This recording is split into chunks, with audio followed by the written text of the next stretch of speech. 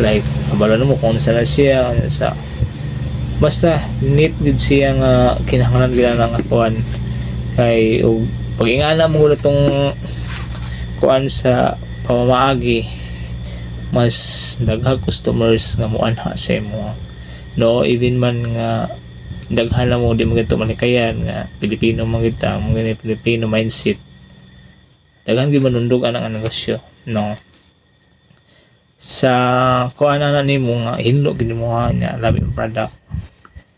mao na kayindot din ha dili lang gid tayo pud nga magkuan sa manang di mo gid nato mahitag na pud mga medyo maarte nga customers mga ana lagi wananad so masinot ang meet ka hinlo kisong ngayon ka la at least balik-balikan ka so na kay evaluating add copy sa imong base imong measure sa imong pagnegosyo di ba kung sa kuan pa na take advantage mo ngana so sa kuan real world measures dili na nimo makita ang resulta kung giunsa nimo pagdala ang usa ka negosyo o kumpanya no ang kuan man gud ang pagdala man gud sa isa ka kuan tag real world measures mo ni din na makita kung unsa ka aning madiskarte sa pagdala sa negosyo or company dili mo kuan nga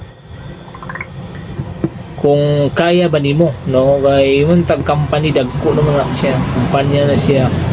mun tag incorporation mo na siya kumpanya pero lahi man siya kay incorporation man siya kumpanya gamon to dili nimo makuan masugid gud kung sa imong intelligence nga ang unsay nasim nga huna ano nga dili lang karon o dili lang karon ang imong kuan nagi kay forever nga kaya nimo kuan nga maabtan pa sa imong mga anak ma-handle pa nila imong kumpanya maabtan pa nila makatabang pa mas daghan nga mga tao ang katrabaho sa imong kumpanya o dili sa mga unsaon yung pag-handle nimo mga ibalik mo itong mga suppliers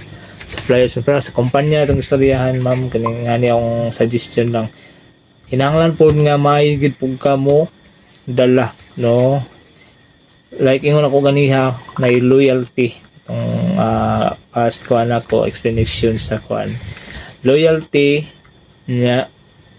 honesty yan dabis ko na siya dili na siya paingon na to nga kuan kana dili na siya basta-basta nga di na siya basta matanggal no sa mga ibutatok investors nimo no ug na mo ingana sa inyong kuan